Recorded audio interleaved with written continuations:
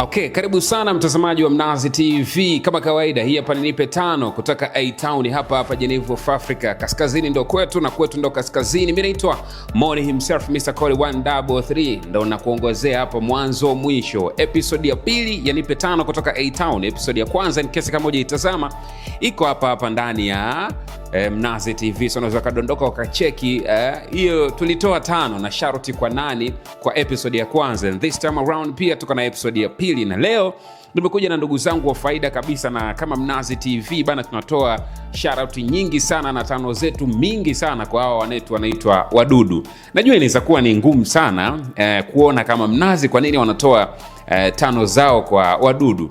Wadudu ni vijana of course ambao nadhani wanaaminika kama watu fulani hivi ambao wanapiga harakati ambazo sizo, lakini wao ni wanawasilisha sanaa yao ya ucheshi, uchekeshaji, pia kufurahisha watu sehemu mbalimbali. That's why tunawashuhudia, tunakutana nao barabarani kule, lakini pia tunapata time ya kukutana nao kwenye mitandao. Kama upo nje ya Arusha, kama hujawahi kubahatika kuwaona, nadhani kwenye mitandao, si uko TikTok, si Instagram, uko Facebook, unakutana nao sana. Lakini hawa wadudu pia tumekutana nao kwenye moja kati ya shughuli tofauti. Aidha kuna harusi pia huwa tunawaona wanatokea kule, lakini pia kuna sehemu za kumbi za starehe pia wapo kule. Sehemu zingine kabisa wanaenda sehemu ambazo naamini unaweza kusema bana, hapa ni sehemu ambayo inahitaji watu wamekula suti na nini, watu wamevaa kwenye kumbi za kwenye sehemu ambazo zinahusisha mambo ya siasa. Naona wakuu wa mikoa wanawaita wanane na nini ili kwenda kufurahisha yale mazingira ambayo pia wanaweza kuwa wameitwa. That's why leo mimi natamani kutoa tano, kwa sababu nipe tano kutoka A-Town. Sisi mara nyingi tunatoa tano zetu na tunatoa mashavu yetu kwa wale wote ambao wamehakikisha movement za A-Town zinaendelea kupaa na kuwa on top siku zote. That's why episode ya kwanza tulianza na mmoja kati ambaye yeye anaendelea kupaisha culture ya A-Town. Lakini pia kwa upande wa wadudu leo tuko nao kwenye nipe tano kwa sababu na wao pia wanaendelea kupaisha ile culture ya A-Town.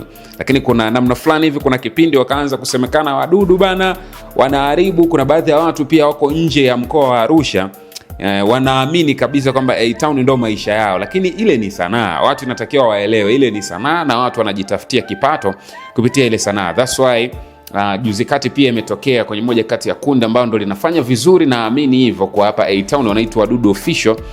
Kuna wadudu kama wawili hivi walionekana kama kukiuka maadili ya kile kikundi na katiba yao inavyosema ukikiuka nini kidogo unapewa adhabu na vitu kama hivi hapo. So adhabu zilitoka na mambo mengine yakaendelea, lakini siwezi nikazungumzia labda hapa A-Town kuna wadudu tu kwamba ni wale Wadudu Official.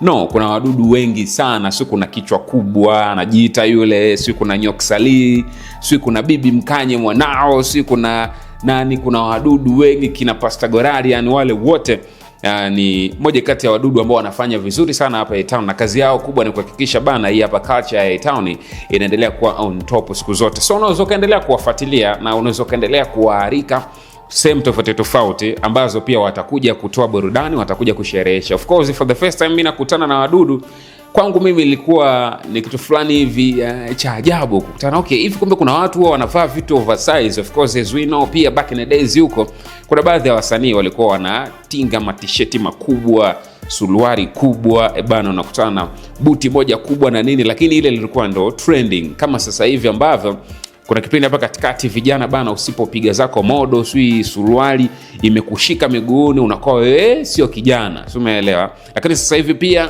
kuna hiyo scenario ya vijana pia kuvaa suruali kubwa na vitu kama hivyo. So for the first time mimi nakutana na wadudu piga kiatu moja oversize vibaya mno, si koti moja kubwa na nini, kidogo nilishangaa kwa okay, kumbe iko hivi na nini. So the way ambavyo wanaongea, the way ambavyo wanawasilisha ucheshi wao kwa watu wengi wanapenda ambavyo wao wanafanya. So that's why leo nimeamua kwenye episode ya pili ya nipe tano kutoka A-Town sisi tunatoa kwa hawa wadudu In case of anything, share na mimi kupitia comment section hapo chini. And this is Mnazi TV. Nipe 5 kutoka A-Town. Namaliza hivyo, mimi naitwa Mori himself. Endelea kusalia na sisi kwa kusubscribe wa YouTube channel, kubonyeza alama ya kengele ili kwanza kupata taarifa zote zinazotokea ndani na nje ya mipaka ya Tanzania. Endelea pia kutufollow kupitia kurasa zetu za mitandao ya kijamii.